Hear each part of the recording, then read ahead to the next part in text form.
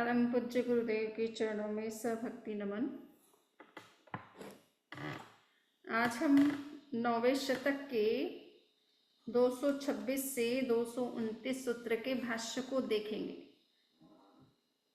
इस भाष्य में जमानी ने जो भगवान महावीर के सिद्धांत से विपरीत अपनी जो मान्यता बनाई थी और वो क्यों बनाई, उसके पीछे उसका क्या लॉजिक था और महावीर का मूल सिद्धांत क्या है, ये समझने के लिए ये भाष्य बहुत ही इम्पोर्टेंट है।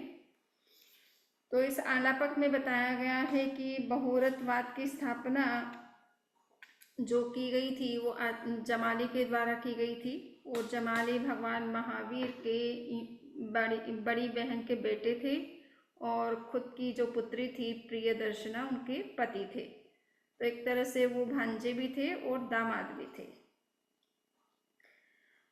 तो ये घटना जो बनती है वो उसके पीछे क्या कारण बनता है, तो ये कहा जाता है कि भगवान महावीर को केवल ज्ञान प्राप्त किए लगभग 14 वर्ष हो चुके थे। उसके बाद ये बहुरतवादी दृष्टि का उद्भव होता है और वो विशेष इसमें कारण बनते हैं जमाली।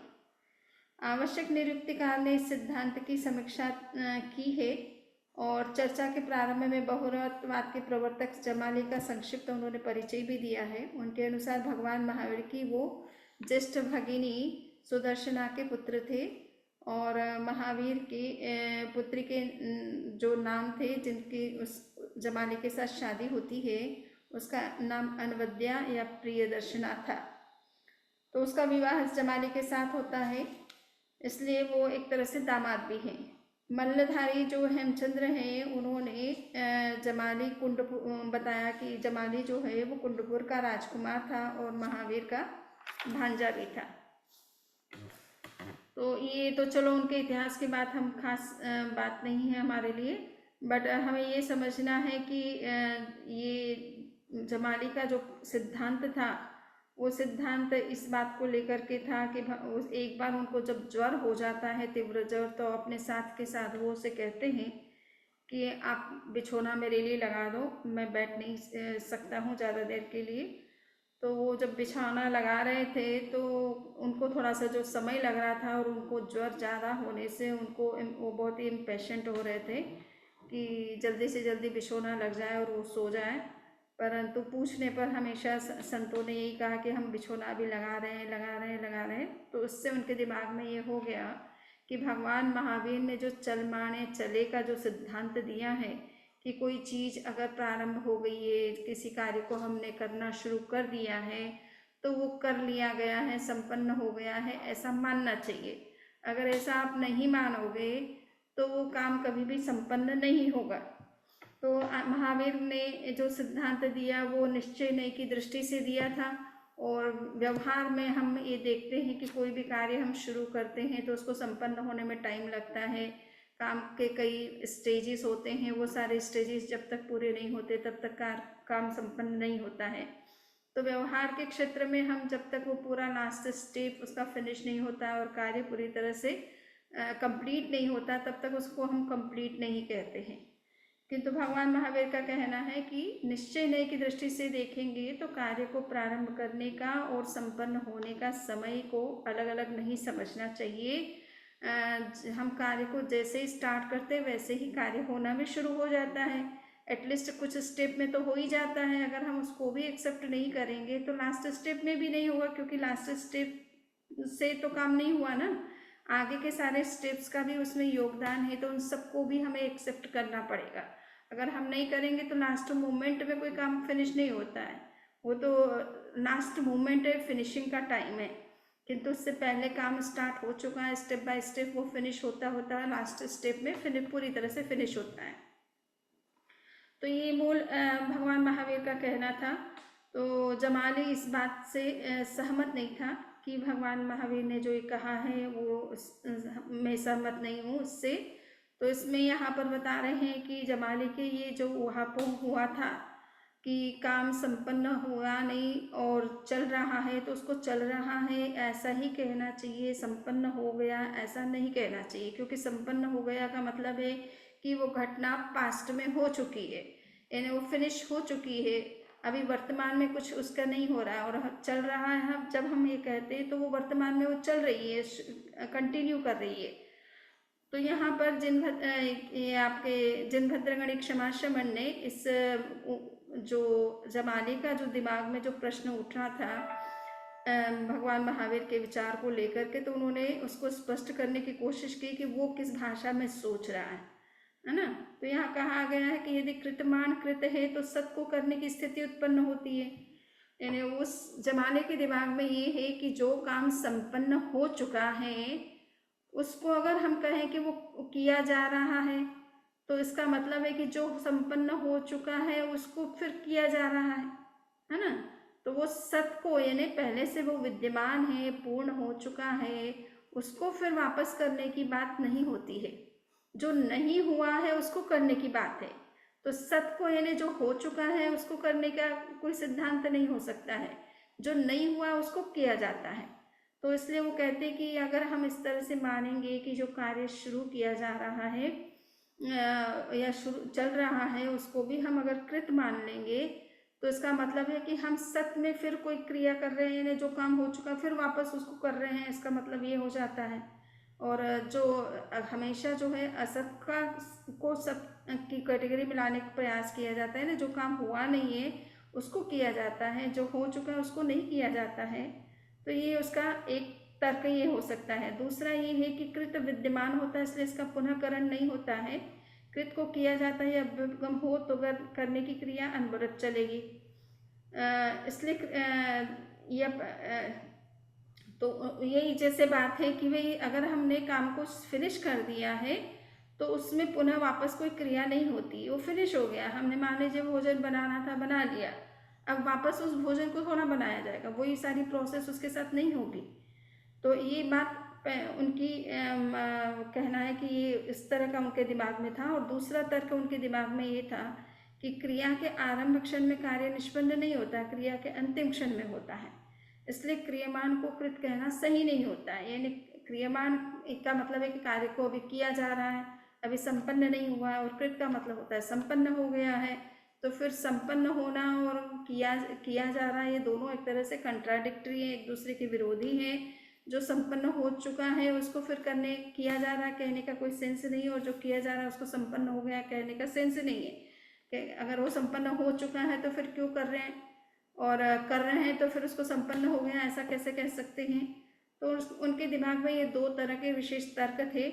अभयदेव सूरी जो भागवती सूत्र के टीकाकार हैं, उन्होंने इस बात को इस तरह से प्रस्तुत किया कि वो ये सोच रहा है जमाली कि जो काम हो चुका है वो तो एक तरह से अतीत का विषय बन गया, पास्ट का विषय बन गया है, और जो किया जा रहा जब हम कहते हैं तो इसका मतलब वर्तमान का उससे संबंधित क्रिया हो रही है। तो जो अतीत की क्रिया है, वर्तमान की क्रिया है, इन दोनों में आपस में इस तरह से कैसे कनेक्टिविटी हो सकती है। जो हो चुका है वो तो फिनिश हो गया है, वो पास्ट की बात हो गई है, अब प्रेजेंट में उसको कैसे आप दिखा सकते हो। तो ये तर्क उनका विशेष था, ऐसा अभयदेव सूरी और जिनभद्र गणित क्षमा श्रवण का कहना है। तो इसलिए बिछौना करने वाले साधुओं ने कहा बिछौना किया जा रहा है, बिछौना किया नहीं गया है। इस पर विमर्श कर जमाली ने ये कहा कि क्रियमान कृत है, यह अभ्युपगत संगत नहीं है। तो उनका यही कहना है कि जब मैं अब साधुओं से पूछता हूँ तो वो ये तो नहीं कहते कि बिछा दिया है, वो तो यही कहते कि अभी बिछा रहे हैं, हम बिछा रहे हैं, हम बिछा रहे हैं। बिछा दिया ऐसा शब्द का प्रयोग तो नहीं करते। तो व्यवहार में भी लोगों से अगर किसी से भी पूछा जाएगा कि आप भोजन बना रहे हैं या और कोई काम कर रहे हैं, तो आपसे पूछा जाएगा कि वो काम हो गया क्या, तो आप यही कहेंगे नहीं अभी चल रहा है, अभी फिनिश नहीं हुआ है। तो एक आम व्यक्ति भी जिस भाषा में सोचता है उसी भाषा में जमाली सोच रहे हैं। किंतु भगवान महावीर का कहना है कि केवल आप तर्क या व्यवहार को ही ध्यान में रख करके न चले, आप निश्चय दृष्टि से भी उस चीज़ पर जब विचार करेंगे तो आपको ये लगेगा कि हमने जो काम शुरू किया है वो कई स्टेप में फिनिश होता होता अंत में फाइनल प्रोडक्ट उसका बनता है, या फाइनल स्टेप उसका जो है फिनिश होता है। तो आपने आगे के स्टेप्स को भी आपको मानना पड़ेगा। उदाहरण के लिए जैसे तवा अगर गर्म है, मान लीजिए आप उस तवे को ठंडा करना चाहते हो, उस पर पानी डालते, पहली बार जितना पानी डाला वो तो एकदम तवा गर्म है तो तुरंत जो है वो गर्मी के कारण से सूख जाएगा, गर्मास के कारण से। दूसरी बार डालेंगे, तीसरी बार डालेंगे तो भी वो सूख जाएगा, फिर धीरे धीरे थोड़ा थोड़ा ठंडा होता जाएगा साथ में। अंत में जब पानी डालेंगे तो तवा पूरी तरह से ठंडा हो जाएगा। तो क्या अंतिम बार जो डाला गया पानी उसी से तवा ठंडा हुआ? नहीं, जो पहले की जो बूंदें थी उन्होंने भी काम किया, थोड़ा थोड़ा ठंडा किया, अंत में वो पूरा ठंडा हो गया। अंतिम पानी से की मात्रा भी उतनी ही थी जितनी पहली बार डाली गई। जब पहली बार डाली गई तब तवा ठंडा नहीं हुआ, और जब अंतिम बार डाला गया तो ठंडा हो गया। तो इसका मतलब क्या है कि मात्रा तो पानी की उतनी ही थी, फिर ठंडा पहली बार में भी हो जाना चाहिए था पूरी तरह से, परंतु वो नहीं होता है, क्योंकि वो पूरा इतना वो पानी उतना पानी सफिशियंट नहीं है उसको ठंडा करने के लिए। तो आप थोड़ा थोड़ा जो भी डालते गए उसका हर का थोड़ा थोड़ा कंट्रीब्यूशन है उस तवे को ठंडा करने में, और लास्ट के पानी ने जो थोड़ी बहुत गर्माश रह गई थी उसको दूर कर दिया, इसलिए तवा आपको पूरी तरह से ठंडा दिखाई देता है। परंतु सारा क्रेडिट आप लास्ट में डाले गए पानी को दें, ये तो उचित नहीं है ना। इसलिए भगवान महावीर का कहना है कि क्रियाकाल और निष्ठा काल जो है उसमें उसको दो नहीं समझना चाहिए, वो एक ही है। आप जब कार्य को प्रारंभ कर रहे हो तो स्टेप बाय स्टेप उसको फिनिश भी करते जा रहे हो, अदरवाइज तो वो तो फिर लास्ट में समय में भी फिनिश क्यों होना चाहिए था, क्योंकि उसका भी उतना पूरा योगदान तो नहीं है तवे को पूरा ठंडा करने में। समझ में आया ना? तो इसलिए आप step by step her step को भी एक्सेप्ट करो। कभी कोई काम होता है, टीम वर्क होता है, 10 लोगों को काम दिया गया है कि भाई ये पहला काम ये करेगा, दूसरा स्टेप में ये करेगा, तीसरे स्टेप में ये करेगा। तो क्या आप पहले स्टेप में जिसने काम जितना करना था वो कर दिया, उसको मानोगे नहीं? उसको कोई सैलरी आप नहीं दोगे? देंगे ना? तो पहले स्टेप में जो उसने काम किया वो भी तो कुछ काम किया है उसने, तो उसको भी एक्सेप्ट आप करते हो, और उसको जो मजूरी देना है, जो आपको पैसे देना है वो आप देते हो कि नहीं? आप मकान बनवाते हो, 10 तरह के लोग उसमें लगते हैं, कोई ईंटें लाता है, कोई चूना लगाता है, कोई सीमेंट को गीला करता है, तो क्या सबको अलग अलग पैसा आप नहीं देते हो? देते हो ना? सो ऐसे part by part her cheese finish होती है, और सबका अपना उस मकान को बनाने में रोल होता है। ये नहीं कि वो जो तेजाकार है वो उसी का केवल रोल है मकान बनाने में। अन्य सब लोगों ने जो ईंटें लाए, जिन्होंने सीमेंट बनाया, जो उसको उठा उठा करके उनको देते रहे, उन सब का भी बड़ा योगदान है। इलेक्ट्रिसिटी वालों का अपना योगदान है, अदर चीज़ों का वाले को अपना योगदान है, तो उसने भी कुछ ना कुछ कंट्रीब्यूट किया, उसको भी आप कंसिडर करते हो, और इसीलिए अलग अलग पेमेंट करते हो सब लोगों को। सो भगवान महावीर का यही कहना है कि जमाली ने जो श्रमण निर्गंथों के द्वारा दिए गए इस उत्तर का के बिछोना किया नहीं गया, किया जा रहा है, इस विषय में भाष्यकार की वक्तव्यता यही है कि जिस आकाश देश में जिस समय बिछोना बिछाया गया वह आश्चर्य है, जिस आकाश देश में जिस समय बिछोना बिछाया जा रहा वह आश्चर्यमान है, इस नए से आश्चर्यमान को आश्चर्य कहा गया है। कहने का इतना ही मतलब है कि जहाँ पर बिछोना बिछाया जा रहा है, तो जहाँ बिछा दिया गया है वो तो उसका हो गया, किंतु जो बिछाया जा रहा है वो तो अगला स्टेप है उसका, और वो भी उसी जगह पर किया जा रहा है। तो इसलिए उसको आश्चर्यमान कह देते हैं, यानी जो स्टेप अभी फिनिश नहीं हुआ है उसको हम आश्चर्यमान कह देते हैं, और जो फिनिश हो गया उसको आश्चर्य कह देते हैं। तो इस आधार पर जो है कभी कभी भाषा में हम इस तरह की बोल सकते हैं, पर इसका मतलब ये नहीं है कि आश्चर्यमान को हम आश्चर्य नहीं कह सकते, यानी वो भी पार्टली काम को फिनिश करने में अपना योगदान देता है। ये भगवान महावीर का मूल निश्चय नहीं से था कि मिट्टी से आप घट बनाते हो, घड़ा बनाते हो। सबसे पहले मिट्टी को से घड़ा बनाने के लिए जंगल में जा कर के मिट्टी को खोद करके कुम्हार लेकर के आता है, तो वो खनन क्रिया से ही मिट्टी का घड़ा बनना शुरू हो गया है, और वो जब तक पूरी तरह से बन करके तैयार होता है तब तक उसकी प्रक्रिया चल रही है, परंतु उस प्रक्रिया में वो स्टेप बाय स्टेप वो फिनिश भी होता जा रहा है, तो उस फिनिशिंग को भी उतना ही महत्व है। तो ये कहना कि बस वो बन रहा है, ऐसा नहीं, बनने के साथ वो फिनिश भी होता जा रहा है, दोनों चीज़ें साथ साथ चल रही है। अगर आप दोनों को साथ साथ एक्सेप्ट नहीं करेंगे कि पहले तो आप क्रिया ही स्वीकार करेंगे और उसका रिजल्ट कुछ नहीं आ रहा, ऐसा अगर आप स्वीकार करेंगे तो अंत में भी उस क्रिया से कोई रिजल्ट नहीं आना है। ठीक है ना? जमाली ने क्रियमान कृत के सिद्धांत के प्रति अनास्था व्यक्त की। उस समय कुछ श्रमण निर्गंथों ने जमाली के विचार से सहमत हुए और वो उनके साथ रह गए, किंतु जिन्होंने उसको स्वीकार नहीं किया कि भगवान महावीर ने जो कहा वो बात सही है, हम उसी को मानेंगे, तो वो भगवान महावीर के पास चले गए। और कहा जाता है कि उनकी बेटी भी एक बार के लिए जमाली के साथ चली गई थी, क्योंकि अब पति थे इसलिए थोड़ा संबंध तो रहता ही है।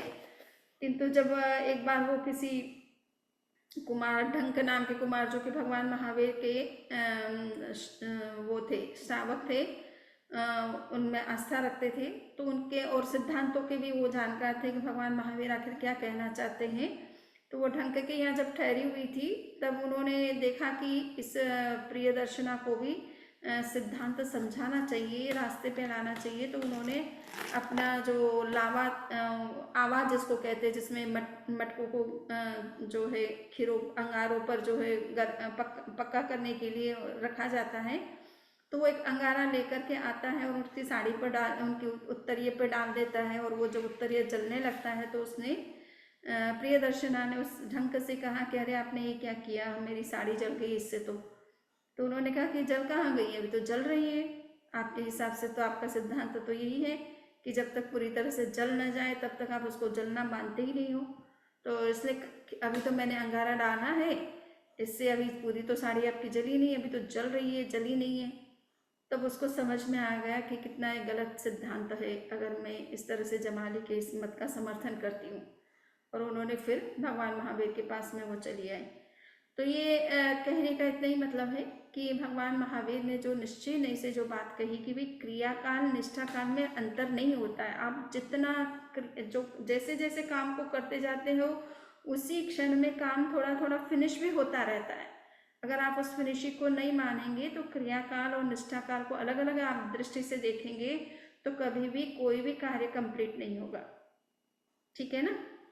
तो ये बात समझ में आ गई?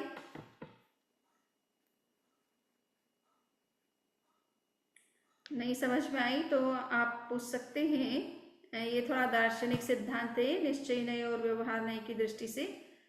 मैं थोड़ा सा अनम्यूट आज कर देती हूँ ताकि आप किसी को अगर डाउट है तो इस तरह के पूछ सकते हैं मुझे। या तो जो प्रश्न पूछ रहे थे, बात समझ में आ गई? बंदामी नमस्तामी, बंदामी नमस्तामी, बंदामी नमस्तामी। जो आप ये कृतमान इसका बता रहे हैं, इसका मतलब यही हुआ ना? हाँ, जितना सा हमने कर लिया मतलब आगे चल रहा है, जितना हमने किया वो फिनिश हो गया, वो आगे आगे चलता जाएगा और फिर फिनिश होता जाएगा, यही मतलब हुआ। ये तो मतलब समझना ही है आपको, पर मूल बात क्रक्स ये है कि जे आप कर रहे हो ना, जो क्रिया काल है उस वो निष्ठा काल भी है ना। वो क्रिया आप जब जैसे जैसे करते जा रहे हो उसके साथ साथ ही वो काम भी होता जा रहा है ना। जो हो गया उसको पहले वाला हो गया ऐसा नहीं, वो अतीत का। वर्तमान में आप जैसे जैसे करते जा रहे हो वैसे वैसे फिनिशिंग भी होती जा रही है, दोनों साइमल्टेनियसली चल रही है। ठीक है बंदामी, मतलब कंप्लीट होता भी जा रहा है, चलता भी जा रहा है। हाँ, मूल बात ये समझना है कि आप करते भी जा रहे हो और फिनिश भी होता जा रहा है उतने उतने पार्ट में। तो उसी समय में मतलब हो रहा है, ये नहीं कि आप क्रियाकाल को तो अलग समझे और फिनिशिंग जो है उसको अलग समझे। दोनों को अलग करके नहीं देखना है। एट ए टाइम, जैसे मान लीजिए अपन पानी पी रहे हैं, तो पानी पीने की जैसे जैसे क्रिया हो रही है साथ साथ में प्यास भी उसी समय बुझती जा रही है कि नहीं? कि आप पहले पहले आप पानी पी लोगे तब जाके प्यास बुझेगी? कैसे होता है? ठीक है बंदामी, है ना? पीने के साथ ही आपकी प्यास भी बुझती जाती है, पीने के साथ बुझती जाती है, खाना खाने के साथ आपकी भूख भी मिटती जाती है। ये नहीं कि एक बार पूरा खा लेंगे तब जा कर के भूख मिटेगी, तो पता ही नहीं चलेगा कि कितना खाया हमने और क्यों कितना खाना है हमको। आपका जैसे अंदर में जैसे जैसे कोर जाता पेट भरता जाता है कि नहीं? ठीक है ना? तभी आप कहते कि नहीं बस अब इतना ही चाहिए। अगर आप ये सोचोगे कि नहीं फिर अब भूख मिटेगी तब जा करके हम डिसीजन लेंगे, अभी तो हम पहले खा लेते हैं, तो ऐसा नहीं होता है ना। खाने के साथ ही भूख मिटना भी शुरू हो जाती है, पीने के साथ प्यास बुझना शुरू हो जाती है। ऐसे ही कोई भी काम कर रहे हो तो उस काम के साथ फिनिशिंग भी साथ साथ हो रही है, साइमल्टेनियसली, एक सेम टाइम, एक ही मोमेंट के अंदर ये दोनों काम हो रहे हैं। ठीक है? ये मूल क्रक्स है इसका। ये सत को मंदानी, किया ये विद्यमान वस्तु में पर्याय विशेष का आधान होता है, इसका मतलब क्या हुआ? क्या और एक ये बताया? मृत विद्यमान वस्तु में पर्याय विशेष का आधान होता है। यस, ये ने हम वस्तु में हम कोई भी क्रिया कर रहे हैं तो इन्होंने बताया, क्या नाम है आपके जिनभद्र गणेश क्षमाशमन ने, कि जमाली के दिमाग में ये चल रहा है कि जो चीज़ फिनिश हो गई है, सपोज आपने ये आपने बनाया मोबाइल, तो अभी मोबाइल को आपने पूरी तरह से बना दिया, अब बनाने के बाद में इसमें कोई क्रिया नहीं होती है, समझ में आ गया ना? अब इसमें कुछ करने का कुछ भी नहीं है। किंतु जिनभद्र गणेश क्षमाशमन का कहना है कि बनी हुई चीज जो होती है या जो चीज ऑलरेडी विद्यमान है उसी में तो कुछ क्रिया की जाती है। सपोज आप अगर खाना बना रहे हैं तो अगर अनाज आपके पास नहीं है, सब्जियां नहीं है, मसाले नहीं है, स्टोव इत्यादि नहीं है, तो आप खाना भी नहीं बना सकते हो ना। जो है उसी से तो कुछ क्रिया होती है। नहीं में थोड़ा वो कहते हैं कि क्रिया उसको कहते हैं या करना उसको कहते हैं कि जो अभी नहीं हुआ है उसको हम करते हैं, हो गया उसको थोड़ा किया जाता है। तो यहाँ ये समझाने का प्रयास किया जा रहा है। वो सत और असत का जो प्रश्न आया ना, कि जो विद्यमान चीज है या जो बन चुकी है उसमें फिर क्या क्रिया करने की जरूरत है, वो ऐसा कह रहे हैं। तब ये बात कही जा रही है कि भाई जो किया जा चुका है या जो सत होता है उसी में कुछ क्रिया होती है, असत में कोई क्रिया नहीं होती। जो चीज है ही नहीं उसको कौन बना सकता है? ठीक है ना? सपोज बर्तन में कुछ आपका दूध नहीं है तो दही आप बना सकते हो क्या? तो दूध तो होना चाहिए ना। तो जो है उसी में कुछ क्रिया होती है, उसी में पर्याय परिणमन होता है, कुछ हम उससे नया प्रोडक्ट उसी से बनाते हैं। अगर असत से कोई नया प्रोडक्ट नहीं बनता, सत से ही नया प्रोडक्ट बनता है। तो ये एक दार्शनिक सिद्धांत है। न्याय वैशेषिक दर्शन ऐसा मानते हैं कि कपड़ा जो है, कपड़ा बनता है ये असत से सत का निर्माण होता है। इन्हें उनका कहना है कि कपड़ा पहले नहीं था, है ना, आपने उसको नए रूप में बनाया है। तो जैन का ये कहना है कि पहले से धागे थे कि नहीं, आपने क्या जीरो से बनाया है क्या? कुछ नहीं था उससे आपने कुछ बनाया है क्या? पहले से कुछ चीज होती है, उसी में परिणमन होता है, उसी में परिवर्तन होता है। उन धागों को जोड़ करके ही, ताना बाना करके ही उससे कपड़ा बनाया जाता है। तो सत में ही क्रिया हो सकती है, असत में कोई क्रिया नहीं हो सकती है। समझ में आ गया? मृत पिंड से घट की भांति खर विषाण क्यों नहीं पैदा होगा? हाँ, तो मान लीजिए कि मृत पिंड से आप जो है घट बना सकते हो और मृत खरविषाण नहीं बना सकते हो। यानी खरगोश के सिंग जैसे, सपोज खरगोश के सिंग होते क्या? नहीं होते, वो असत है। ठीक है ना? तो जो खरगोश के सिंग असत है, उनको कोई खरगोश के सिंग के रूप में पैदा कर सकता है क्या? नहीं कर सकता है। यानी खरगोश में कभी सिंग होते ही नहीं है, उसके सिंग होने की संभावना ही नहीं है उसके अंदर। तो आप कितना भी एफर्ट डालो कुछ होगा क्या? है ना? तो खर के जो विषाण है, सॉरी गधा, खर का मतलब गधा है। सो गधे के सिर पर विषाण नहीं होता है, यानी सिंग नहीं होते हैं। तो उन सिंग, वो सिंग क्या है? असत है। अब उसमें आप कुछ क्रिया कर सकते हो क्या? वो असत है, उसमें कुछ कर सकते हो? मिट्टी तो सत है, उससे आप घड़ा बना सकते हो। आपके पास मिट्टी है तो आप घड़ा बना सकते हो, किंतु कोई चीज है नहीं और आप बना सकते हो क्या? नहीं बना सकते हो। ठीक है ना? तो ये समझाया जा रहा है कि एक क्रियमाण कृत का मतलब, क्रियमाण का मतलब होता है कि जो कार्य नहीं हुआ उसको हम करते हैं, उसको क्रियमाण कहते हैं। वो एक तरह से असत है, पहले से वो तो है नहीं और उसको हम बनाते हैं, इसीलिए क्रिया की आवश्यकता पड़ती है।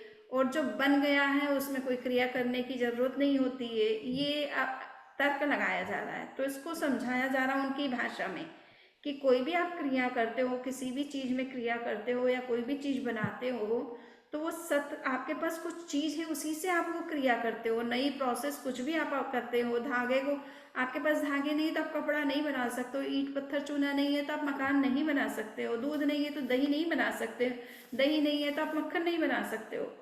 तो जीरो से कोई चीज नहीं बनती है, कोई ना कोई चीज पहले आप रॉ मटेरियल के रूप में आपके पास कुछ चीज होती है, आप उसी को प्रोसेस करके नया प्रोडक्ट बनाते हो।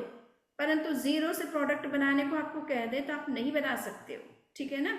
तो इसीलिए यहाँ पर वो कहा जा रहा है कि आप ये समझ रहे हो कि क्रियमाण जो है वो एक तरह से असत के साथ में होता है और कृत का संबंध सत के साथ होता है। तो ये कहा जा रहा है कि नहीं, क्रियमाण का संबंध सत के साथ ही होता है, असत के साथ नहीं होता है। जीरो से कोई चीज प्रोडक्ट तैयार नहीं होते हैं। क्लियर? कोई चीज उपादान होता है तब निमित्त से काम हो सकता है, यस, यही बात। तो उपादान होना चाहिए, रॉ मटेरियल आपके पास होना चाहिए, ठीक है ना? तो उसको कारण रूप में आगे सत माना जाता है। सिद्धांत दर्शन के सिद्धांत में ये है कि कार्य को टोटली हमको असत नहीं समझना चाहिए, ठीक है ना? क्योंकि वो कारण के रूप में पहले से एग्जिस्ट कर रहा है। दूध से आप दही बनाते हो, दही आपका कार्य है ना? और दूध आपका कारण है। किंतु दही को भी आप जो है, दही जो है पहले नहीं था, आपने बनाया तब बना वो, ठीक है ना? तो कुछ लोगों का वैशेषिक दर्शन का मानना है कि दही असत था और असत से सत बना। तो हम जैन का कहना है कि वो असत पूरी तरह से नहीं था, वो पहले दूध के रूप में था और फिर दही बन गया। केवल वो जो पहले से जो दूध था उसमें कुछ क्रिया की गई तो वो दही बन गया। अगर दूध नहीं होता तो क्या आप दही नया प्रोडक्ट बना सकते थे? जीरो से नहीं बना सकते थे। समझ में आ रहा है ना? बंदा में ये तो फिर पर्याय परिवर्तन ही हुआ। हाँ, तो इसीलिए कहते हैं कि द्रव्य हमेशा रहता है, पर्याय परिणमन होता है। तो कार्य और कुछ नहीं है, पर एक प्रकार से नई पर्याय की उत्पत्ति है, ठीक है? कार्य ऐसा नहीं है कि कोई नई चीज है। मकान एक नया कोई आकाश से नहीं आता है, वो ईंट पत्थर चूने के रूप में पहले से था, रॉ मटेरियल रूप में। हमने उसको प्रॉपर अरेंजमेंट कर दिया, एक प्रॉपर शेप में डाल दिया, तो वो एक मकान के रूप में दिखने लग गया, ठीक है ना? तो बहुत अच्छा, बहुत स- अच्छा समझ में आया आज। सांख्य दर्शन ये मानता है कि कार्य हमेशा पहले से एग्जिस्ट कर रहा है। दही बनाया है तो वो दूध के रूप में पहले से एग्जिस्ट कर रहा है, इसलिए कार्य असत नहीं है, वो भी सत ही है और उसका कारण भी सत ही है। न्याय वैशेषिक ऐसा मानते हैं कि कारण तो सत होता है, कार्य असत होता है। यानी आपने धागे थे किंतु कपड़ा पहले नहीं था, कपड़ा आपने नया बनाया, तो वो उनका मत ये है कि कार्य असत है और कारण सत होता है। तो वो इसी बात को लेकर के विचार किया जा रहा है। जैन का कहना है कि कारण जो है वो तो सत होता है, किंतु कार्य भी किसी अपेक्षा से सत है, वो भी असत नहीं है पूरी तरह से। कारण रूप में वो पहले कारण रूप में एग्जिस्ट कर रहा था और प्रोसेस करने के बाद में वो कार्य रूप में हम एक नए रूप में उसको देखते हैं। ये एक प्रकार का पर्याय परिणमन है द्रव्य का, और कुछ नहीं है, ठीक है ना? ठीक है बंदा में, ये तो ऐसे ही बात होगी, पहले मुर्गी आई, पहले अंडा आया, वही चीजें उन्हीं से, मतलब आगे से आगे, आगे से आगे इसको समझते जाओ। हाँ, तो मतलब पहले से कुछ होगा तभी चीज हो सकती है, कुछ होगा। से कुछ नहीं हो सकता। Nothing comes out of nothing, ठीक है ना? तो जीरो से कोई चीजें नहीं होती है, पहले से कोई चीज है उसी से चीज बनती है। इसीलिए अपन ये संसार को शाश्वत मानते हैं कि संसार कोई नया प्रोडक्ट नहीं है कि ईश्वर ने बना दिया कि ये विश्व हो जाओ और विश्व बन गया। तो कोई कहाँ से लाए ईश्वर, ये प्रश्न होता है कि इसका इतना मटेरियल कहाँ से वो लेके आए? कल्पना से पैदा कर लिया? तो कल्पना से उन्होंने और पूरे संसार को अच्छा क्यों नहीं बना दिया, इस तरह का क्यों बनाया? ठीक है ना? तो पहले से कोई चीज विद्यमान है, कर्म पहले से जीव के भी लगे हुए हैं, इसलिए जीवों के इस तरह के रूप बन गए। नहीं तो भगवान अगर बनाता तो सबको बढ़िया अपने भगवान के अनुरूप ही बनाता, ऐसे क्यों बनाता? या आतंकवादियों के रूप में क्यों बना देता है ना? सो इसलिए हम जो द्रव्य रूप में सब चीजों का अस्तित्व पहले से मानते हैं, पर्याय के रूप में वो नया नया पर्याय धारण करती रहती है। जीवों के पर्याय जो है उसके अपने कर्मों के कारण से होते हैं, और संसार के अन्य चीजों के जो कारण है वो उनके अपने कारणों से, आंतरिक कारणों से उनमें परिवर्तन होते रहते हैं। चलिए, तो ये बात समझ में आ गई सबको? कोई प्रश्न है आप किसी को? चलिए, 230 नंबर सूत्र से लेकर के हम 234 नंबर के सूत्र के भाष्य को देख रहे हैं। तो इसमें देखिए कि प्रश्न किया गया है उनसे, जमाली से, कि भाई ये जमाली अपने आप को अरहत जिन तीर्थंकर बताता है। वो कहता है कि भगवान मैं आपसे अलग इसलिए नहीं हुआ कि मैं छद्मस्त होकर के मैंने कोई आपसे विरोध में आपसे अलग हुआ हूँ, बल्कि केवली के रूप में मैं अलग हुआ हूँ। मैं खुद भी, मेरे को भी वही ज्ञान है। इस वजह से तीर्थंकर या केवली बनने के बाद हम स्वतंत्र प्ररूपणा करते हैं, तो इस वजह से मैं अलग हूँ। तो उनसे फिर उनके भगवान महावीर के साधुओं ने प्रश्न किया कि तुम अपने आप को अरहत जिन केवली बताते हो, तुम हमारे प्रश्नों के कुछ उत्तर दो तो हम भी समझ ले कि तुम हो वास्तव में ऐसे। और उन्होंने पूछा कि लोक शाश्वत है कि अशाश्वत है, जीव शाश्वत है कि अशाश्वत है, तो जमाली उसका उत्तर नहीं दे पाया।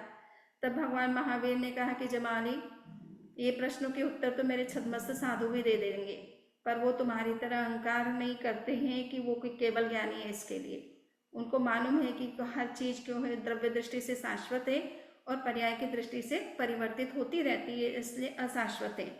तो ये उत्तर तुम्हें हमारा छद्मस्त साधु भी दे देगा, परंतु साथ साथ में वो कभी भी अहंकार नहीं करेगा तुम्हारी तरह। तो ये बात आपको समझ में आ गई है कि खास बात ये इसमें इसी तरह से है, और यही मूल लॉजिक दिया गया है। परंतु जमाले का चूंकि दृष्टिकोण जो है वो एकांगी था, एक तरह से वो मिथ्यात्वी बन चुका था, इसलिए वो उसको कितना भी भगवान महावीर समझाने का प्रयास करते हैं, साधु साध्वी समझाने का प्रयास करते हैं, किंतु वो अपने मिथ्यात्व से बाहर नहीं आता है। और अंत में जो भी उसने साधु के रूप में रह करके जो भी साधना की, उसके कारण से उनका स्वर्ग में उत्पत्ति तो हो जाती है, पर वो किल्बिषिक देव बनता है। और किल्बिषिक देव एक तरह से निम्न कोटि का देव होते हैं। और कहा जाता है कि मिथ्यात्व के कारण से, तपस्या आदि करने के कारण से, जितनी भी उन्होंने साधना की उसके कारण से वो देवलोक में उत्पन्न भले होता है, पर वो भी निम्न कैटेगरी का देव बनता है। और वहाँ से आयु क्षय करने के बाद वो कई जन्मों तक इसी संसार चक्र में, चतुर्गति रूप संसार में वो परिभ्रमण करता रहेगा, और कहीं जा सब तब जा करके उसकी कहीं मुक्ति होगी। तो ये आप समझ रहे हैं कि मिथ्यात्व से किस तरह से जीव साधना करके, साधु बन करके भी इस संसार में परिभ्रमण करता रह सकता है। नेक्स्ट 34वां अपन उद्देश्य पर चलते हैं, और इसमें प्रश्न बड़े अजूबी प्रश्न है कि कोई एक सामान्य व्यक्ति की हिंसा करता है तो वो उस व्यक्ति की हिंसा करता है या अन्य दूसरे अनेक जीवों की करता है। तो भगवान महावीर ने कहा कि वो पुरुष की हिंसा नहीं करता है, बल्कि अन्य दूसरे जीवों की भी हिंसा करता है। और इसका कारण बताया गया है कि हर मनुष्य के शरीर में अनेक इस तरह के जीवाणु या कीटाणु होते हैं। तो जब एक व्यक्ति को मारा जाता है तो उसके अंदर विद्यमान वो सब कीटाणुओं की भी हिंसा होती है, इसलिए अनेक की हिंसा होती है। किंतु जहाँ तक साधु का प्रश्न है कि कोई एक साधु को अगर मार दे तो कितने अनेक जीवों की हिंसा होती है, अनंत जीवों की होती है। तो यहाँ पर कहा कि अनंत जीवों की होती है। अब बड़ा आश्चर्य होता है कि साधु को मारने से अनंत जीवों की हिंसा कैसे होती है। तो इसके दो कारण बताए गए हैं कि साधु चूंकि अनंत 6 जीव निकाय को अभयदान दे चुका है, तो उससे अनंत जीव जो है अभय रूप में अभय का अनुभव करते हैं अहिंसा के, उनके अहिंसा के नियम के कारण से। किंतु अगर उनकी मृत्यु होती है तो वो अभयदान जो है उनका, एक तरह से उनका अहिंसा का जो व्रत है वो खत्म हो जाता है, तो वो फिर वापस अविरत बन जाते हैं। तो अनंत जीवों को भय उनसे होने लगता है। दूसरा ये है कि साधु बन करके वो अनेक लोगों को उपदेश देते हैं, अहिंसा का मार्ग दिखाते हैं, सम्यक तो देते हैं, या दीक्षा भी मान लीजिए महाव्रत भी का आरोपण भी करवाते हैं, या अनुव्रत वगैरह जो है वो देते हैं। तो उससे कई जीव जो है अनंत जीवों को हिंसा से बच जाते हैं। किंतु अगर वो साधु नहीं रहते हैं, अविरत हो जाते हैं, तो उनके उपदेश से जितने जीवों का कल्याण होना था, जिन जीवों को अभयदान मिलना था, वो भी काम रुक जाता है। इस दृष्टि से अनंत जीवों की हिंसा की बात कही गई है। तो ये बहुत ही महत्वपूर्ण है कि एक साधु के द्वारा कितने जीवों का कल्याण होता है या कितने जीवों को अभयदान मिलता है। अब यहाँ पर नेक्स्ट जो सूत्र 251-52 जो सूत्र है उसमें वेरानुबंध की बात आई है कि कोई जीव किसी को भी, मान लीजिए मनुष्य पुरुष को मारे, चाहे साधु को की हिंसा करे, चाहे किसी भी जीव की हिंसा करे, तो उससे वेर का अनुबंध होता है क्या? तो कहा गया कि वैर का अनुबंध होता है। तो यहाँ वैर का मतलब है कि कर्म का बंधन होता है। वैर का मतलब वैरानुबंध भी हो सकता है। अगर साधु के मन में कोई भाव इस तरह का द्वेष भाव आ गया तो फिर आपस में वैरानुबंध भी हो सकता है। किसी भी जीव को जिसको मारा जाता है उसके मन में अगर जो है प्रतिशोध का भाव पैदा हो गया तो आपस में वैरानुबंध भी चल सकता है। और जो व्यक्ति हिंसा करता है वो जब जिन जीवों की हिंसा करता है उसके कारण से उसके अंदर जो हिंसा का भाव प्रकट होता है तो वो उन जीवों की हिंसा करता है। उसके माध्यम से आगे अनेक जीवों की हिंसा भी करता रह सकता है। तो इस तरह से भी वैर की परंपरा उसके जीवन में कंटिन्यू करती है। जो हिंसक होते हैं वो केवल एक जीव की हिंसा नहीं करता, वो कई जीवों की हिंसा करते रहते हैं। तो वैरानुबंध उसका भी आगे से आगे चलता रहता है जब तक कि वो हिंसा के परिणाम से बाहर नहीं आता है। तो इस रूप में यहाँ पर खास बात बताई गई है। सूत्र नंबर 253 से लेकर के आपके 263 तक के जो सूत्र हैं वो बड़े उस रूप में हैं कि पृथ्वी कायिक जो है पृथ्वी कायिक का ही आनापान करते हैं या उच्छ्वास निश्वास करते हैं। तो कहा गया वो उसका ही करते हैं, फिर अपकाय का करते हैं तो अपकाय का भी करते हैं। तो सभी कायों का आनापान कर सकते हैं। अब उसका रीज़न कुछ स्पष्ट नहीं किया गया है कि ऐसा क्यों करते हैं, क्या किस रूप में करते हैं। और क्रियाओं का जहाँ तक संबंध है तो यही है कि पृथ्वी काय का अगर पृथ्वी काय का आनापान उच्छ्वास निश्वास लेता हुआ कितनी क्रिया वाला होता है तो वो 3 क्रिया वाला या 4 क्रिया वाला या 5 क्रिया वाला होता है। तो डिपेंड करेगा कि उसके अंदर किस तरह की क्रिया है, परिणाम है, उसके हिसाब से उसके क्रिया 3, 4 या 5 क्रिया लग सकती है। तो ये तो आपको पॉइंट स्पष्ट ही होगा, बट ये थोड़ा मुझे खुद को भी नहीं समझ में आया कि ये किस रूप में पृथ्वी काय जो है पृथ्वी कायिक या जल अपकायिक की का आनपान और श्वास निश्वास करता है। तो ये यहाँ तक अपना 9वां शतक पूरा होता है। अब आपका अगर इस संबंध में कोई प्रश्न है तो आप पूछ सकते हैं, नहीं तो हम 10वें शतक को प्रारंभ कर सकते हैं।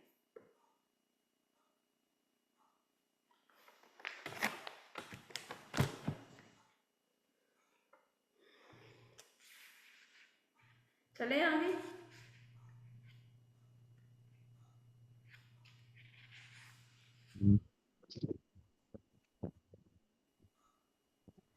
चलिए, तो अब हम 10वें शतक को शुरू कर रहे हैं। 10वें शतक के आमुख में बताया गया है कि ये अध्याय जो है कई विषयों को लेकर के चलता है।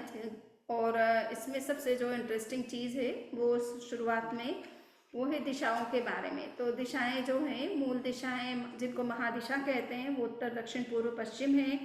और विदिशा के रूप में 4 जो उनके आग्नेय, वारुणी, वायव्य आदि जो हैं वो 4 दिशाएं जो हैं उनको विदिशा कहते हैं। और ऊर्ध्व अधो को भी दिशा मान करके चलते हैं। तो इस तरह से 10 दिशाएं होती है। और इन दिशाओं का जो क्रम है वो इस रूप में होता है कि आकाश के ये जो आकाश के सबसे मध्य में यानी मध्यलोक में जो मेरू पर्वत माना गया है, मेरू पर्वत के सेंटर में 8 ऐसे प्रदेश माने गए हैं जो गोस्तनाकार में स्थित है ना। गाय के स्तन जिस तरह से दिखते हैं तो इस तरह से 4 प्रदेश नीचे हैं, 4 ऊपर है, जिनको 8 रोचक प्रदेश कहा जाता है। वहीं से दिशाओं का प्रारंभ माना जाता है और ये एक प्रकार से क्षेत्र दिशा कही जाती है। जो उत्तर दक्षिण पूर्व पश्चिम है वो 2-2 दिशाओं से शुरू होती है और अंत में आलोक में जाते जाते अनंत प्रदेशी हो जाती है। तो ये महादिशाएं जो हैं ये 2 से शुरू होकर के अनंत प्रदेशी हो जाती है। और बाकी विदिशाएं जो होती है वो एक एक प्रदेश से प्रारंभ होती है और अंत में भी आलोक में जाते हुए भी वो एक ही प्रदेशी रहती है। अधो और ऊर्ध्व दिशा जो है वो 4 प्रदेशों से स्टार्ट होती है और वो 4 प्रदेशी ही रहती है। तो अब यहाँ पर जो दिशाओं का प्रश्न किया गया उसमें खास ये प्रश्न है कि दिशा जीव है या अजीव है।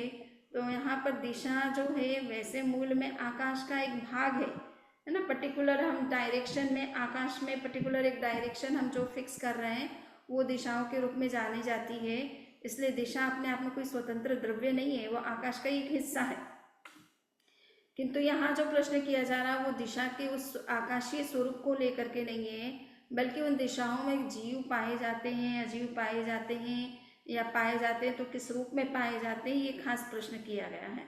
तो उत्तर में यही कहा गया है कि वहाँ पर दिशाओं में तो जीव भी होते हैं, जीव के देश भी होते हैं, प्रदेश भी होते हैं, और अजीव भी होते हैं, अजीव का देश, प्रदेश और परमाणु भी होते हैं। किंतु जहाँ तक विदिशा का प्रश्न है और ऊर्ध्व और अधो दिशा का प्रश्न है, तो वहाँ जीव के देश या प्रदेश पाए जा सकते हैं, किंतु संपूर्ण जीव नहीं आ सकता है, क्योंकि संपूर्ण जीव को रहने के लिए असंख्य प्रदेश चाहिए, जबकि ऊर्ध्व और अधो दिशा में 4-4 ही प्रदेश होते हैं। इसलिए पूरे जीव उसमें पूरा जीव उसमें एकोमोडेट नहीं होता है। तो उसका एक कुछ पार्ट हो सकते हैं कि जीव इस तरफ है और थोड़ा हिस्सा उनका मूल दिशा ये अधो और ऊर्ध्व दिशा में भी फैला हुआ है या विदिशाओं में भी फैला हुआ है। तो विदिशा में और ऊर्ध्व अधो दिशा में विशेष रूप से जीव के देश या प्रदेश हो सकते हैं, संपूर्ण जीव नहीं हो सकता। संपूर्ण जीव इन 4 मूल दिशाओं में ही पाए जा सकते हैं। अजीव का जहाँ तक प्रश्न है, चूंकि अजीव के अंतर्गत परमाणु भी होता है, सूक्ष्म स्कंद भी होते हैं, अनंत प्रदेशी स्कंद भी हो सकते हैं, असंख्य प्रदेशी स्कंद भी हो सकते हैं, और वो एक परमाणु जितनी जगह में भी यानी एक प्रदेश में भी समाहित हो सकते हैं। इसलिए अजीव तो स्कंद के रूप में भी देश, प्रदेश और परमाणु चारों रूपों में सभी दिशाओं में मिल सकता है, किंतु जीव की स्थिति वैसे नहीं बन सकती है। तो ये खास हमें यहाँ पर समझने की बात है। फिर शरीरों का निरूपण की बात आई है, तो शरीर के लिए प्रज्ञापना सूत्र का जो है वो उदाहरण दिया गया है। 5 तरह के शरीर होते हैं। स्वामी जीव के वर्तमान पर्याय का बोध कराने वाली, इसका मतलब क्या हुआ? कौन वर्तमान क्या हुआ? कहाँ पर? जीव के वर्तमान पर्याय का बोध कराने वाली दिशा को भाव दिशा कहते हैं। करेक्ट। तो ये भाव दिशाओं के 7 प्रकार भी बताए जाते हैं। तो ताप दिशा होती है, यानी अभी जैसे वर्तमान में हम जिन दिशाओं को समझ रहे हैं वो ताप दिशाएं हैं। सूरज जिस तरफ उगता है हम उसको पूर्व मानते हैं, उसके ऑपोजिट में वेस्ट मानते हैं, और उसके लेफ्ट में नॉर्थ मानते हैं, उसके साउथ में राइट में साउथ मानते हैं। तो ये कहलाती ताप दिशाएं। रुचक प्रदेश से जिन दिशाओं की बात हो रही है, ये मूल ओरिजिनल प्लेस है जहाँ से दिशाओं का रियल में प्रारंभ होता है। तो ये वास्तव में रियल दिशाएं ये हैं जिनको क्षेत्र दिशा कहते हैं। अब भाव दिशा की बात है, तो भाव दिशा का मतलब है कि वर्तमान का जीव का जो पर्याय है उसको भी एक तरह से दिशा के संदर्भ में कहने का मतलब है कि वो एक तरह से भाव दिशा है। उनको उस पर्याय को भी दिशा के अर्थ में समझाया जा सकता है या उसे भाव दिशा के रूप में प्ररूपित किया जा सकता है। तो वो कहने का इतना ही मतलब है कि वो एक्चुअल में वैसे कोई दिशा नहीं है, परंतु उनको भाव दिशा के रूप में मान लिया गया है। इस अर्थ में ही जस्ट इतना समझने का है। मूल में तो है ना, वर्तमान जो पर्याय होती है वो भाव दिशा कहलाती है। मूल में तो जैसे अपन कहते हैं ना कि तीर्थंकर जैसे द्रव्य होते हैं और द्रव्य तीर्थंकर और भाव तीर्थंकर होते हैं ना, तो वैसे भाव दिशा का मतलब क्या है कि जीव जो है वर्तमान में उसके ज्ञान में जो दिशा का कंसेप्ट है उसको एक तरह से हमें भाव दिशा समझना है, और ये बाहरी जो द्रव्य दिशाएं हैं एक तरह से। समझ में आ रहा है? वर्तमान पर्याय को वो कह रहे हैं, पर ये पर्याय का अर्थ यहाँ पर इसी तरह से समझना चाहिए कि जीव के कंसेप्ट में जो है ना वो भाव दिशा है, और उनकी उस अवस्था को भी कभी कभी प्रज्ञापक दिशाएं होती है ना, वो प्रज्ञापक दिशाएं उस आधार पर होती है। सपोज कि कोई किसी से ज्योतिषी से प्रश्न कर रहा है और वो जब उत्तर देता है और वो जिस किसी दिशा में बैठा हो, समझ लो कि वो नॉर्थ की तरफ मुंह करके बैठा है, तो परंतु वो उसको अपने हिसाब से वो कह सकता है कि ये उसको वो जब उत्तर देते समय जिस दिशा की तरफ मुंह करके बैठा है उस दिशा को वो मान सकता है कि ये मेरी पूर्व दिशा है। ठीक है ना? तो वर्तमान उस दृष्टि से भी अगर समझना चाहे तो हो सकता है कि वो भी उसका सेंस हो। ठीक है? जीव अपनी तरह से अपने वर्तमान में वो जहाँ है उस हिसाब से भी कोई दिशाओं का निर्धारण करता है। तो ये उसकी अपनी कंसेप्चुअल दिशा जो है अंडरस्टैंडिंग है दिशाओं के बारे में। वो एक्चुअल में क्षेत्रीय दिशाएं नहीं है, वो उसकी अपनी सोची हुई दिशाएं हैं। ठीक है? और मुझे कुछ क्लैरिटी होगी तो मैं देखती हूँ और से मिलता है। आचारण सूत्र में भी कहीं इस तरह का दिशाओं का दे रखा है। तो भाव दिशा किस रूप में मानी गई है तो मैं पढ़ूंगी तो बता दूंगी कल तक, है ना। नेक्स्ट और कोई प्रश्न है? चलिए, सो अब ये है द्वीप, और इन 28 द्वीपों के बारे में हम पहले ही चर्चा कर चुके, जिनको अपन 56 अंतर्द्वीप जो कहते हैं। तो उन द्वीपों के बारे में जीवा में ही आप देख सकते हैं अच्छी तरह से। योनि के बारे में आपको सब स्पष्ट ही है, योनि किसे कहते हैं। और अंग में अंग बाह्य श्रुत का समोतार सूचित करता है कि आगम के, तो यहाँ पर बताया भी गया है कि ये भगवती सूत्र में जो बातें कही जा रही है उसका हमको रेफरेंस तो अन्य ग्रंथों का दिया गया है, अन्य आगमों का, विशेष रूप से उपांग साहित्य का दिया जा रहा है कि वहाँ से वो देखा जाए, वहाँ से वो देखा जाए। तो मूल में तो भगवती में दिया जाना चाहिए था और रेफरेंस वहाँ पर दिया जाना चाहिए था कि भगवती में देखा जाए। तो फिर ये ऐसा कैसे हो रहा है? तो इसका उत्तर दिया गया है कि जब भगवती का और अन्य आगमों का संकलन हो रहा था, एडिटिंग हो रही थी, संपादन हो रहा था, तब उन्होंने भगवती में उस चीज का भी उल्लेख कर दिया जो उपांग में आया है। और इससे ये प्रमाणित होता है कि उपांग में जो विषय बताया जा रहा है वो अंग आगमों में भी उसका उल्लेख मिलता है, संवादी प्रमाण मिलता है। इससे पता चलता है कि ये कंसेप्ट भी अपनी जगह सही है, क्योंकि उपांग की प्रामाणिकता अंगों पर निर्भर करती है। अगर भगवती में उसका रेफरेंस नहीं दिया जाता और केवल उपांग में ही वो सारा कुछ दिया जाता, तो हो सकता है किसी को डाउट होता कि पता नहीं ये बात सही है कि नहीं है। तो सर्वज्ञ की वाणी में भी उसका उल्लेख मिले या उन आगमों में भी प्रमाण मिले उसका, तो उनकी प्रामाणिकता की पुष्टि हो जाती है। तो इस वजह से ऐसा किया गया होगा, यहाँ विस्तार देने की जरूरत नहीं थी, परंतु एक रेफरेंस दे दिया गया है और ये एक तरह से संवादी प्रमाण का काम करता है कि उपांग में जो कुछ दिया जा रहा है, विस्तार से बताया जा रहा है, वो अपने आप में सही है, उसको भगवती सूत्र में भी मान्य किया गया है ऐसा। तो ये खास बातें हैं। और इरियापथिक क्रिया के बारे में भी यहाँ पे आया है और कई प्रसंगों में इरियापथिक क्रिया की चर्चा की गई है। तो यहाँ पर ये इरियापथिक की क्रिया का भी एक अच्छा आर्टिकल का विषय बन सकता है, आप लोगों के रिसर्च पेपर का विषय बन सकता है, किसी की अगर रुचि है तो। और ये बताने की कोशिश की गई है कि इरियापति की क्रिया एक्चुअल में उन्हीं को होती है जिन्होंने क्रोध मान माया लोग को समाप्त कर दिया है, जो वीतराग बन चुके। तो वीतराग केवली को ही इस तरह से एक ये क्या नाम है, इरियापतिक क्रिया होती है। जो अभी वीतराग नहीं बने हैं उनको जो है सांप्रदायिक क्रिया लगती है। तो ये खास बातें। और एक श्याम हस्ती का संवाद की बात आ रही है कि श्याम हस्ती के कुछ प्रश्न हैं जो कि अनगार थे, तो इसके बारे में थोड़ा सा हम देख लेते हैं। तो यहाँ तक की बातें स्पष्ट हो गई है। वेदना की बात है तो वेदना भी 3 तरह की होती है, शीत उष्ण और शीतोष्ण। तो नरक के संदर्भ में ये बात बताई जाती है कि 3 नरकों में जो है शीत वेदना होती है, लास्ट की 3 उष्ण वेदना होती है, और लास्ट की 3 में संभवतः शीत वेदना होती है, और बीच की जो है वो शीतोष्ण वेदना होती है।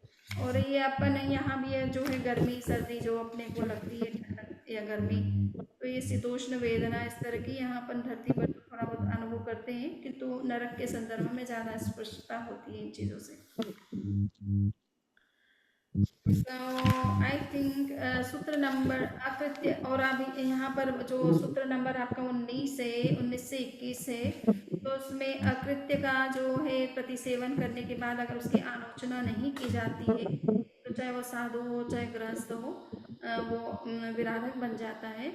विराधक की गति जो है वो चाहे वो देवलोक में भी पैदा होता है तो किल्बिषी के इस टाइप के निम्न कोटि के देव बनते हैं, और जो उसकी आलोचना सम्यक रूप से कर लेते हैं वो आराधक बन जाते हैं। ये खास बात समझने की है। नेक्स्ट में जो बात कही गई है वो सूत्र नंबर 23 से लेकर के आगे के जो सूत्रों में बात कही गई है वो विशेष रूप से देवताओं का अपना क्या शिष्टाचार होता है, इस बात को विशेष समझने के लिए कही गई है। जो 23 वाला सूत्र है इसमें ये बात स्पष्ट करने का प्रयास किया गया है कि देवता जो भी होते हैं वो आप जब कभी दूसरे देवलोकों में जाना चाहे या तो अन्य स्थानों पे जाना चाहे, तो वो अपने ओरिजिनल जो भवधारणीय उनका वैक्रिय शरीर होता है, मूल शरीर होता है, उससे वो नहीं जा सकते। और अगर जाना भी चाहे तो वो चार देवलोक से ज़्यादा आगे नहीं जा सकते हैं, परंतु मोस्टली वो जब भी जाते हैं तो वो अपना उत्तर वक्रीय शरीर बनाते हैं और उसी के माध्यम से जाते हैं। और यहाँ पे जो बात कही गई है, विशेष रूप से प्रश्न जो पूछा गया है कि वो अपनी स्वरिद्धि से जाते हैं या पररिद्धि से जाते हैं, तो पररिद्धि का अर्थ उत्तर वक्रीय शरीर भी लगा सकते हैं और पररिद्धि का अर्थ ये भी लगा सकते हैं कि दूसरे की किसी की शक्ति से, जैसे चमरेंद्र जो है भगवान महावीर का सपोर्ट लेकर के उनकी शरण को स्वीकार करके जाता है, तो उसके अंदर वो उस तरह की शक्ति आ जाती है कि वो ऊपर के देवलोकों में जाने में समर्थ हो जाता है। तो ये दोनों ही अर्थ किए जा सकते हैं। और साथ साथ में यहाँ पर जैसे बताया गया कि बड़े देव छोटे देव, छोटा देव जो है वो बड़े देव को लांग करके जा सकता है कि नहीं, उसके आगे से जा सकता है कि नहीं, उसको भी मोहित किए बिना जा सकता है कि नहीं जा सकता है। तो यहाँ उत्तर में बताया गया कि ऐसा वो नहीं कर सकता है। और जो है तो इससे ये पता चलता है कि देवता में भी आपस में कितना बड़ा शिष्टाचार है। तो ये शिष्टाचार जो व्यवहार है, इस व्यवहार की उपयोगिता हर लोक में है, तीनों लोकों में शिष्टाचार को माना जाता है। चाहे देवता हो तो उसमें भी बड़े छोटे का व्यवहार होता है, हमारे धरती पर भी हम बड़े छोटे का व्यवहार करते हैं, और अन्य किसी जगह भी हो तो ये शिष्टाचार को महत्व दिया जाता है। तो वर्तमान में लोग कभी कभी कुछ लोग ये समझते हैं कि किसको बड़ा मानना किसको छोटा मानना, तो ये चिंतन नहीं, बल्कि बड़े छोटे का जो शिष्टाचार है, आपसी व्यवहार जो है वो भी सब जगह रहना चाहिए। तो ये अल्पति यहाँ पर। और अब नेक्स्ट में जो है सूत्र नंबर 39 से 39 में ये बताया गया है कि जो अश्व में की जो आवाज होती है वो क्यों होती है, तो उसके कहा जाता है कि उसका यकृत और उसका जो हृदय है उसके बीच में कर्कटक नाम की जो वायु है उत्पन्न होने से उसके चलने से खूखू शब्द की आवाज होती, खूखू शब्द होता है। और ये मैं उठूंगा बैठूंगा जाऊंगा करूंगा, तो इसको किस तरह की भाषा समझना चाहिए, तो कहा गया ये प्रज्ञापनीय भाषा है, निश्चयकारी भाषा इसको नहीं समझना चाहिए, क्योंकि कुछ बातें कम्युनिकेशन के लिए कुछ भाषा सुनिश्चित की जाती है कि इस बात को कहने के लिए हमारी भाषा कैसी होनी चाहिए, और सारी दुनिया फिर उसी भाषा में उस बात को समझती है।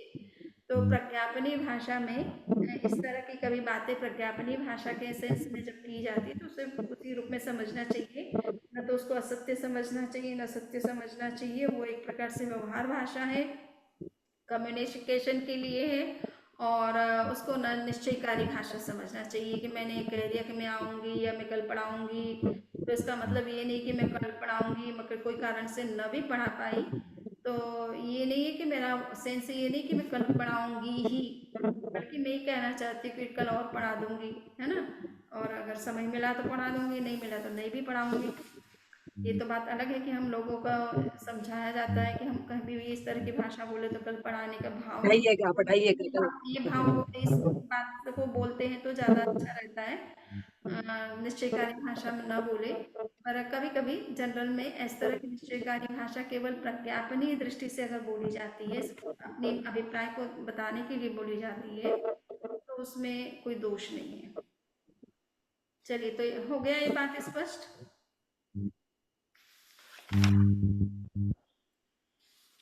सो यहाँ पर अब त्रायस्तिंशक देव को लेकर के कुछ प्रश्न किए जा रहे हैं। श्याम हस्ती नामक अंगार है और उनको ये प्रश्न है कि असुर कुमार असुरेंद्र चमर के त्रायस्तिंशक देव हैं, तो भगवान ने कहा है भंते किस अपेक्षा से कहा जा रहा है, तो भगवान ने कहा कि उस काल उस समय में इसी जम्बूद्वीप में भारतवर्ष में काकंदी नामक नगरी थी।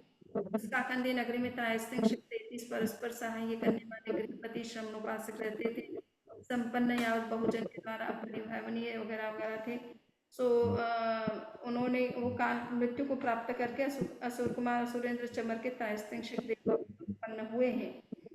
भंते जिस समय भी काकंद त्रायस्तिंशक परस्पर सहाय करने वाले गृहपति उत्पन्न हो, भंते क्या उस समय से इस प्रकार कहा जाता है, असुर कुमार असुरेंद्र चमर के त्रायस्तिंशक देव है। श्याम हस्ती अंगार के इस प्रकार कहने पर भगवान गौतम शंकित कांक्षित और विचकित हो जाते हैं। वे उठने की मुद्रा में उठकर श्याम हस्ती अंगार के साथ जहाँ श्रवण महावीर थे वहाँ आकर के उन्होंने भगवान महावीर को नमस्कार किया, वंदन नमस्कार किया, और फिर इस प्रकार बोले कि भन्ते क्या असुर कुमार राज असुरेंद्र चमर के त्रायस्त्रिंशक देव हैं। तो भगवान ने कहा हाँ हे। तो भन्ते किस अपेक्षा से कहा जा रहा है, इसी प्रकार सर्व वक्तव्य यावत भन्ते। तो जिस समय से वे काकंद वगैरह वगैरह देव रूप में उत्पन्न हुए भन्ते, उस समय से क्या इस प्रकार कहा जा रहा है। तो भगवान ने कहा यह अर्थ संगत नहीं है। उत्तर में गौतम असुर कुमार वो कभी असुर कुमार असुरेंद्र चमर के त्रायस्त्रिंशक देवों का शाश्वत नाम था, ये प्रज्ञप्त है।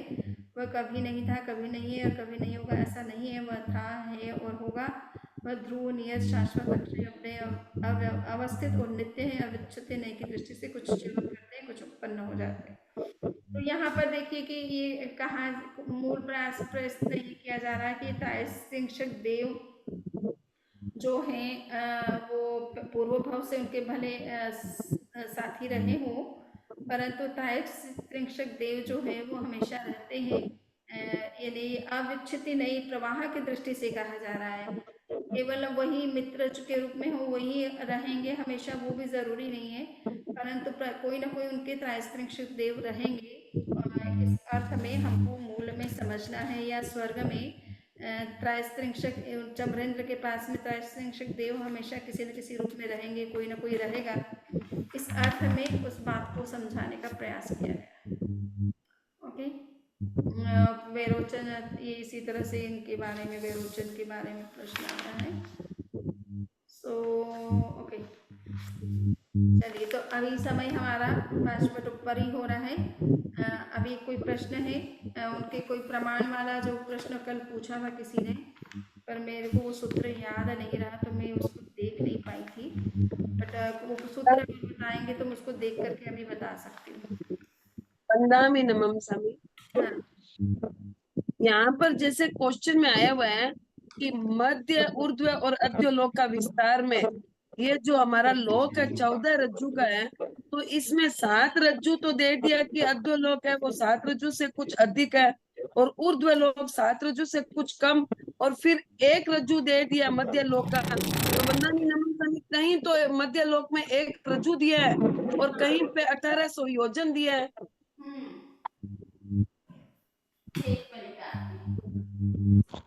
1800 योजन ही है, 1 रज्जु नहीं हो सकता। एक रज्जु कैसे होगा? 1 रज्जु की है, 1 रज्जु विस्तार पर दिया है मनीषा भाई। हाँ, वो कल चर्चा अपन ने की थी कि ये विस्तार चौड़ाई उसकी कितनी है ना, हाइट की बात नहीं हो रही है। चौड़ाई जो है उसकी 1 रज्जु जितनी रह जाती है ना, इसको कम होते होते नीचे वो 7 रज्जु जितना फैला हुआ है, और ऊपर जाते जाते वो 1 रज्जु जितना हो गया है। तो ये नंबर को देखने से थोड़ा सा कंफ्यूजन आपका की तरह मुझे अब किसी को भी हो सकता है कि 14 रज्जु का बताया जा रहा है, इसका मतलब इसकी हाइट 1 रज्जु की बताई जा रही है, बट नहीं, उसकी जो चौड़ाई है ना वो सिकुड़ते सिकुड़ते नीचे 7 रज्जु है, फिर कम होते होते वो 1 रज्जु जितनी चौड़ाई उसकी रह गई है मध्य लोक की। यस, त्रसनाड़ी तो एक ही रज्जु है ना, त्रसनाड़ी में सब एक तो 1 रज्जु की है ही है, परंतु ये जो रत्न प्रभा पृथ्वी का जो ऊपरीतम भाग है, ऊपर 7 रज्जु है, संकुचित 7 होते होते उतार 1 रज्जु जितना रह गया, उसकी चौड़ाई भी पूरी, वो चाहे फिर त्रसनाड़ी भी उसी के अंतर्गत उसी पार्ट में आ गई है, सपोज वो भी 1 रज्जु की है अपने आप में, तो वो तो नीचे से ऊपर तक 1 ही रज्जु है, ठीक है ना। यहाँ बात हो रही कि अधोलोक जो है वो कम होते होते, संकुचित होते, संकीर्ण होते होते 1 रज्जु जितना रह जाता है रत्न प्रभा पृथ्वी के पास। मध्य वंदा में, यस, मध्य वंदा में 326 में ये है ना, पृथ्वी का आदि का आन पान पद। यस, ये थोड़ा वापस समझाओ।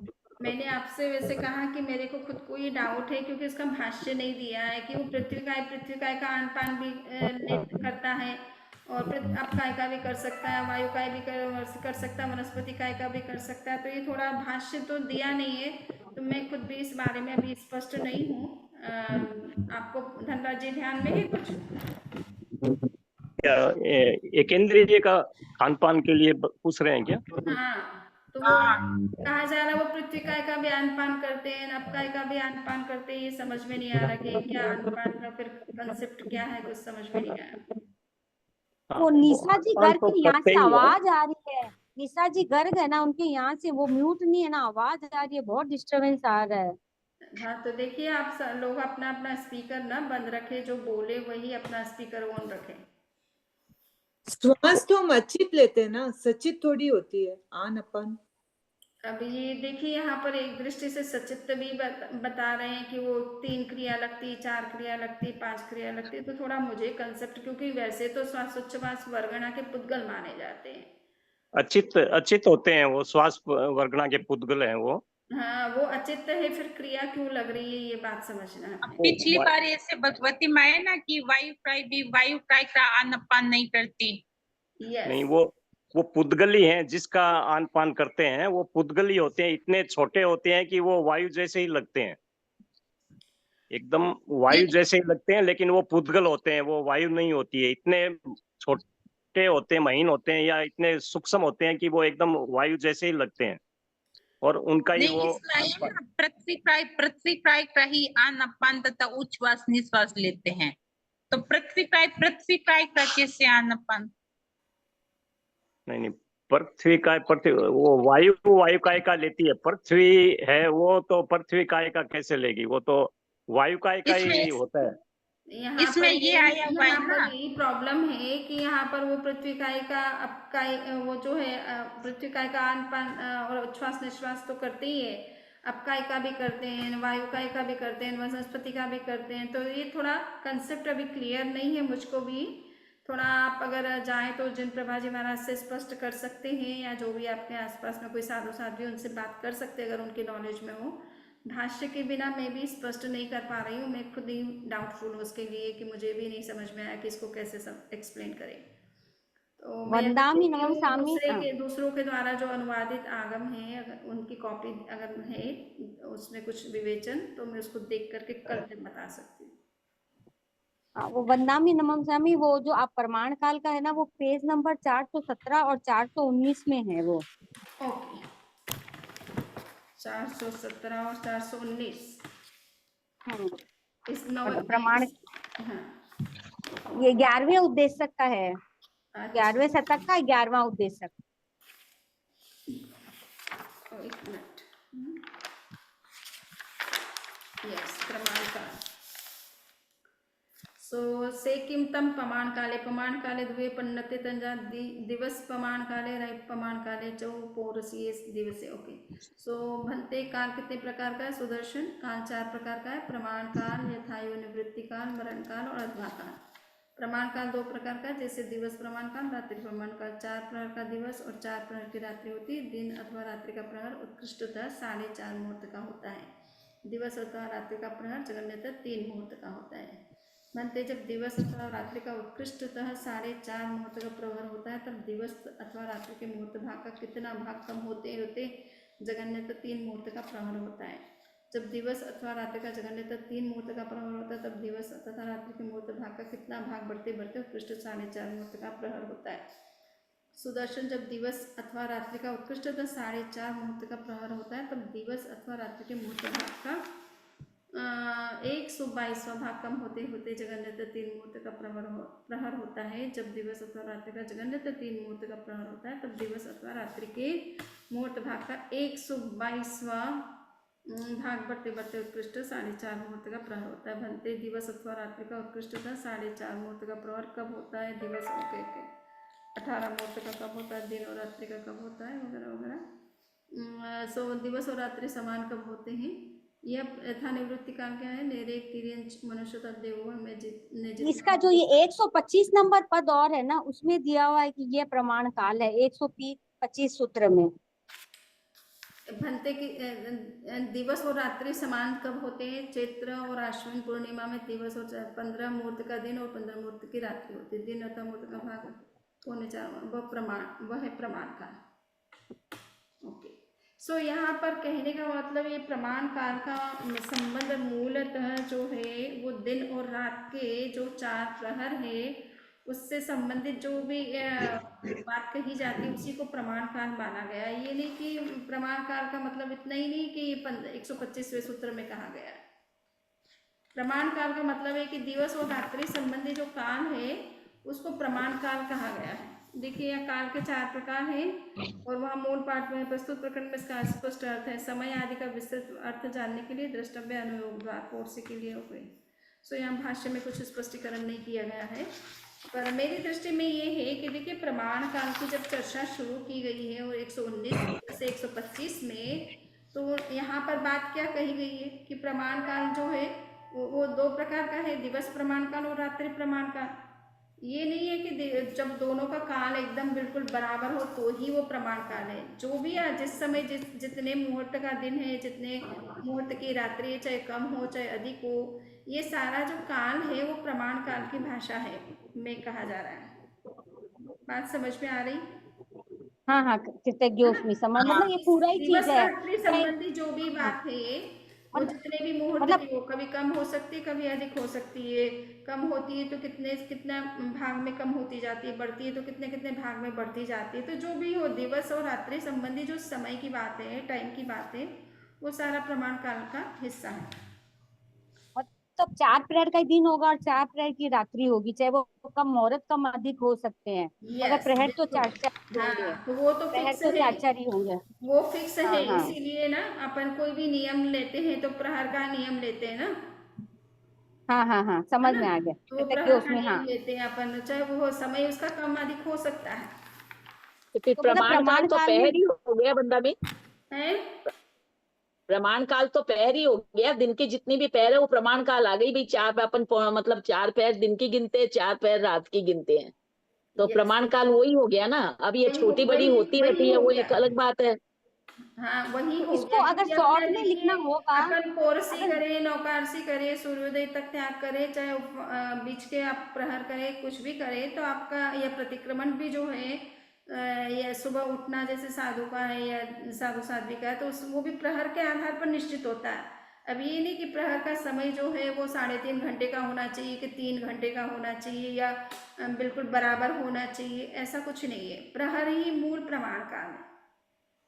अच्छा, इसको अगर शॉर्ट में लिखना चाहे 2-3 लाइन में, तो फिर हम लोग को फिर तो पूरा बड़ा ही लिखना पड़ेगा प्रमाण काल आने से। तो आप इतना ऐसा ही कह सकते हैं कि दिवस संबंधी और रात्रि संबंधी जो प्रहर होते हैं उनको प्रमाण का माना गया है ना। तो जो ओमर, भी अपने हाँ नियम ओमर, होते हैं वो प्राय प्रहर के आधार पर सुनिश्चित किए जाते हैं ना। ओमर, चलिए कृतज्ञ उसमें। ठीक है, तो और कोई प्रश्न नहीं है ना अभी। अब बाकी का हिस्सा है वो कल अपन पूरा कर लेंगे। 10वें शतक का थोड़ा बाकी रह गया और 11वां शतक है, तो उनको कल हम फिनिश कर लेंगे। एक तरह से मोटा मोटी मेरी तरफ से डिस्कशन हो जाएगा। कुछ बातें अगर स्पष्ट हुई है तो अच्छी बात है, नहीं हुई है तो उसको और भी आप जिन प्रभाजी से भी डिस्कस करके कर सकते हैं या कोई साधु साधन से भी कर सकते हैं। और मुझे प्रश्न कल पूछना चाहें तो कल आप पूछ सकते हैं, पूरे शतक में कहीं कुछ प्रश्न पूछना हो तो। मैंने व्हाट्सएप में भेजा है आपको, थोड़ा वो आप देख लीजिएगा। अच्छा, तो मैं उसको देख लूंगी, है ना। और उनके भी किसी के रेखा के पहले से संभवतः प्रश्न पेंडिंग है, तो उनका आंसर भी मैं आज देने की कोशिश करती हूँ। स्वामी अगर ये पूछे कि 5 स्थावर में कितनी लेश है, तो ये 4 बताएं या 3? 4 है ना।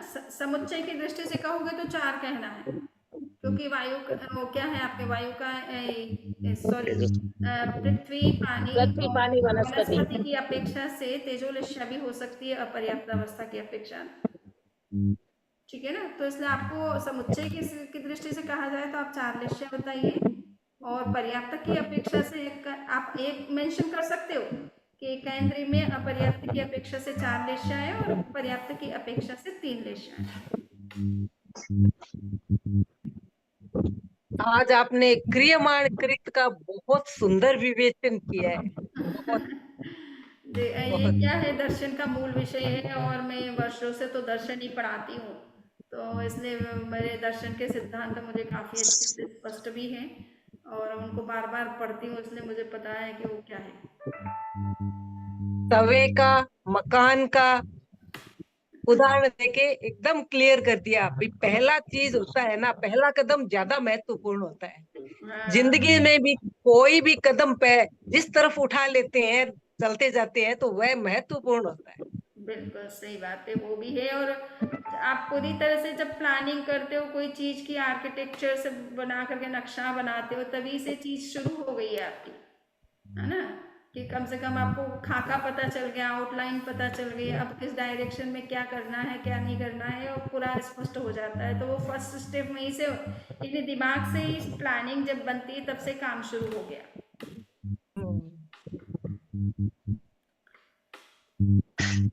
चलिए, मंगल पाठ। चत्तारि मंगलम अर्हंता मंगलम सिद्धा मंगलम साहू मंगलम केवली प्रन्नतो धम्मो मंगलम। चत्तारि लघुत्तमा अर्हंता लघुत्तमा सिद्धा लघुत्तमा साहू लघुत्तमा केवली प्रन्नतो धम्मो लघुत्तमो। चत्तारि शरणं प्रवज्जामि अर्हन्ते शरणं प्रवज्जामि सिद्धे शरणं प्रवज्जामि साहू शरणं प्रवज्जामि केवली प्रन्नतं धम्मं शरणं प्रवज्जामि। कृतज्ञोऽस्मि कृतज्ञोऽस्मि वन्दामि नमस्सामि। वन्दामि नमस्सामि। वंदामि नमस्सामि कृतज्ञोऽस्मि। तो कल लास्ट हमारी क्लास है, लगभग 2 महीने, कितने, 5 जून से शुरू करी थी। 5 जून, 5 जुलाई, 5 अगस्त, 2 महीने तो हो ही चुके हैं। लगभग 2.25 महीने की क्लास है, और उसमें भी वीकली क्लासेस चलती थी आप लोगों की। क्लासेस तो बहुत मेहनत करती है आप पे। हाँ, क्लासेस तो 10-15 हुई है, बट कहने का मतलब लगभग 2.25 महीने का हो जाएगा पीरियड।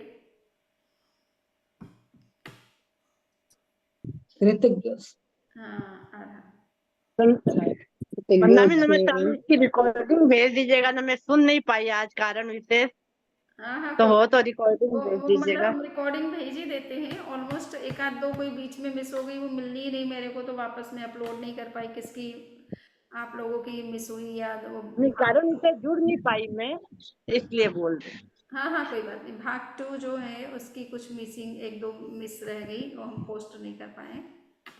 बाकी लगभग हम भेज देते हैं, फिर भी देख लेंगे, इसको भी भेज देंगे। चलिए ठीक है। शिल्पा हमारी जो है वो एंजॉय करती है आगम स्टडी को। अब वंदा में आप इतना अच्छा समझाते हैं न, तो अच्छा लगता है आगम सुनने को वंदा में। तो आपके पास इतना नॉलेज है और आप हम सबको इतना दे रहे हैं, तो वंदा में बहुत अच्छा, बहुत आपके बहुत आभारी है वंदा में। बहुत ही विनम्र है। शिल्पा न्यू जर्सी में रहती है, और चाहे परिवार इंग्लिश, ससुराल हिंदू मिला हो, परंतु इस संस्कार इसके जैन के हैं पूरे, और परिवार को पूरा जैन ही बना रखा है। और वंदा में आपको देख के तो मुझे मेरे गुरु जो थे न, उनकी बहुत याद आती है। उनको भी इतना सारा आगम का नॉलेज था, तो जब छोटी थी ना तो उनसे ये सब सुना है, तो अभी थोड़ा ऐसा लगता है कि वो अभी फिर से सुनने को मिल रहा है वंदा में। अच्छी बात है। तो आपकी रुचि इतनी अच्छी है ना, तो वो बहुत अच्छी बात है। चलिए ठीक है।